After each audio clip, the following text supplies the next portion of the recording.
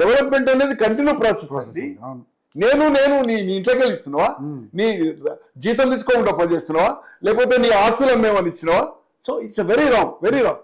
ఎవరు చేసినా పని జరిగింది, కంప్లీట్ అయింది. అది సబితమ్మ పూర్తి చేసిందా, లేకపోతే కేసీఆర్ పూర్తి చేసింది, పీపుల్స్ మనీ. సో అతను కంప్లీట్ అయింది కనుక పోయిండు, తప్పేం లేదు.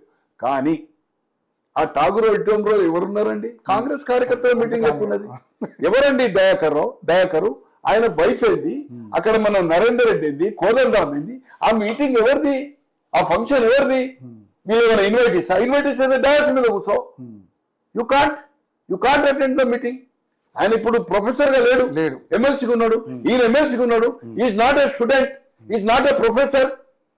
ఏంటంటే వాళ్ళు మొత్తం వాళ్ళు కూర్చొని నిర్బంధం చేసి అక్కడ ఏదైతుందో రాజకీయ సభ లెక్క మాట్లాడితే ఎలా తనే మీరు అన్నట్టుగా ఏదైతుందో 10 సంవత్సరాలు నేను అధికారం అనుభవిస్తా అంటుండు.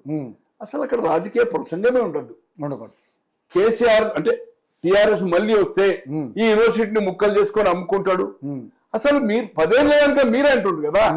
గతంలో టీడీపీ 10 ఏళ్ళు చేసింది, కాంగ్రెస్ 10 ఏళ్ళు చేసింది, టిఆర్ఎస్ 10 ఏళ్ళు చేసింది. నేను ఖచ్చితంగా 10 ఏళ్ళు ఈ ప్రభుత్వం ఉంటుంది అంటున్నారు, మీరు నేనే ఉంటా అంటున్నాను.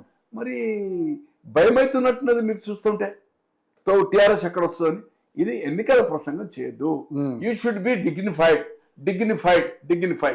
ఈరోజు మీరు అది గుడ్ 1000 కోట్లు ఇస్తా అంటున్నారు, మళ్ళీ వస్తా అంటున్నారు డిసెంబర్. ఇదేమన్నా ఛాలెంజ్ అర్థం గల రాజ్యాంగం ఒప్పుకోదే మీరేమంటున్నారు?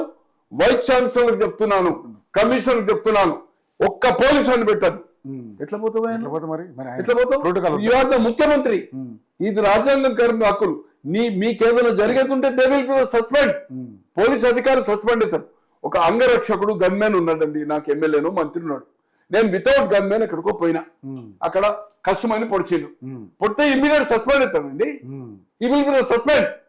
ఒక ముఖ్యమంత్రి అనే అతను నేను యూనివర్సిటీకి వస్తుంటే దంగలు పోతున్నావా?